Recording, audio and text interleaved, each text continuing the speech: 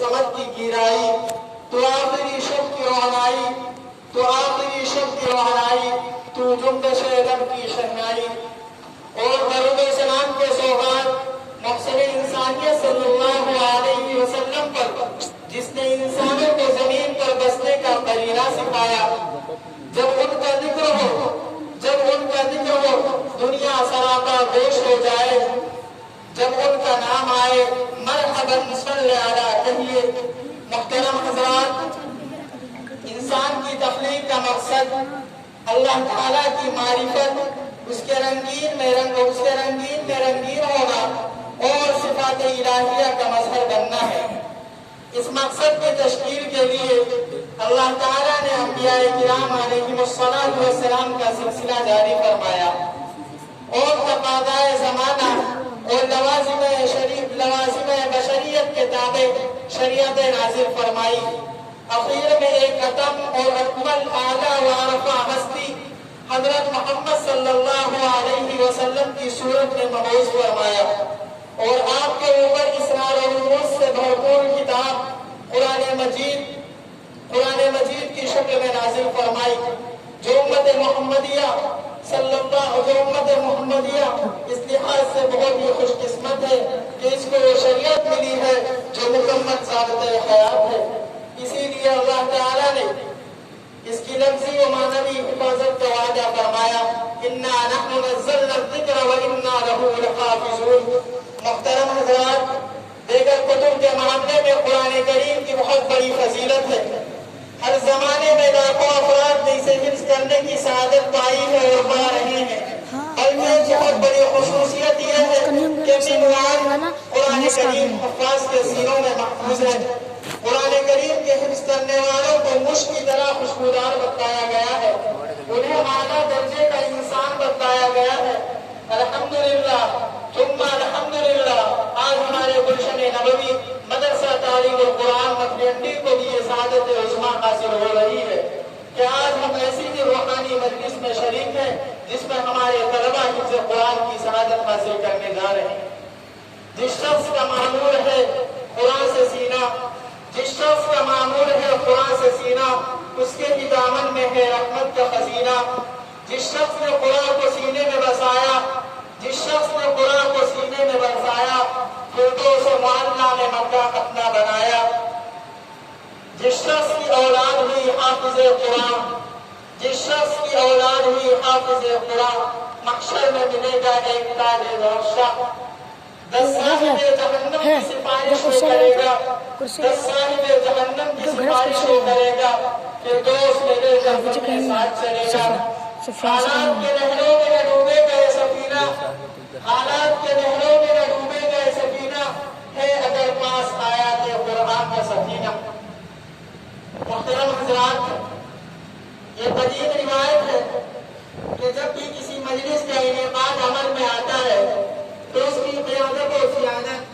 سرپرستی اور رہنمائی کے لیے کسی عظیم اور مقبول شخصیت کا انتخاب کیا جاتا ہے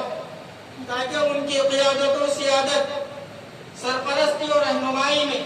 پروگرام بحسن خوبی اختتام پذیر ہو سکے۔ لہذا ہم بھی اسی قدیم روایت کو زندہ جاوید رکھتے ہوئے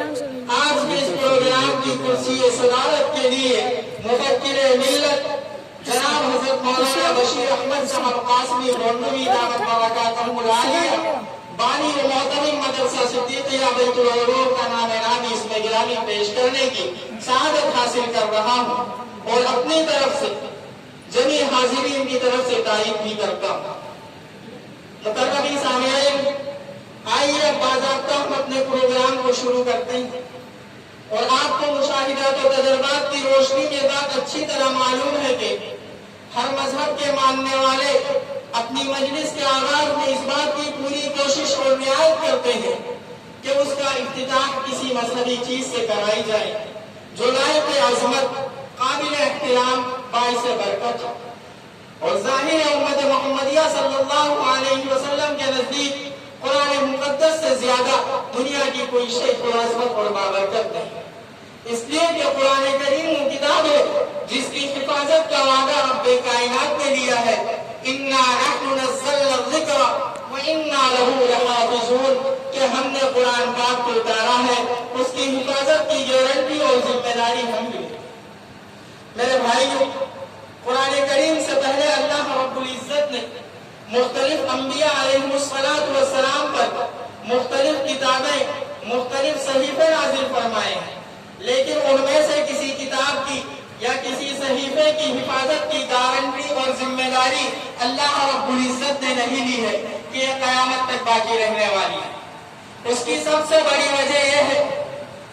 کہ جتنے انبیاء علیہ السلام اللہ کے رسول علیہ السلام سے پہلے تشریف لائے ہیں، وہ ایک مخصوص زمانے کے لیے، ایک مخصوص جگہ کے لیے تشریف لائے ہیں،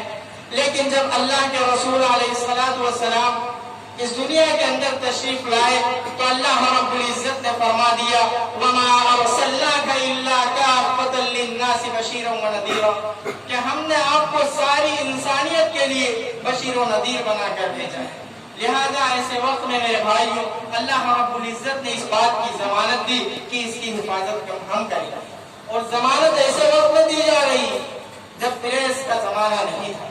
کتابیں چھپتی چھپاتی نہیں تھی، لکھی ہوئی کتابوں کا محفوظ رکھنا آسان نہیں تھا۔ ایسے وقت میں اللہ رب العزت نے کہا قرآن کریم کو ہم نے اتارا ہے، اس کی حفاظت کی ذمہ داری ہم نے لی ہے۔ تو الفاظ کی بھی ذمہ داری اللہ رب العزت نے لی ہے، اور معنی کی بھی۔ الفاظ کی حفاظت اللہ رب العزت ان معصوم بچوں سے کروا رہا ہے، اور معنی کی حفاظت علماء کرام سے اللہ رب العزت کروا رہا ہے۔ فقہ کے ذریعے، حدیث کے ذریعے، عقائد کے ذریعے اللہ رب العزت علماء کرام سے کروا رہا ہے۔ تو میرے عزیز دوستو، یہ بہت محترم کتاب ہے، بہت مبارک کتاب ہے۔ ہم بھی چاہتے ہیں اسی مبارک اور محترم کتاب سے ہمارے اس پروگرام کا آغاز ہو، تو اس کے لیے میں مدرسہ تعلیم القرآن کے ایک طالب علم عزیزم محمد عدنان سلمان کو آواز دیتا ہوں کہ وہ تشریف لا کر تلاوت کلام اللہ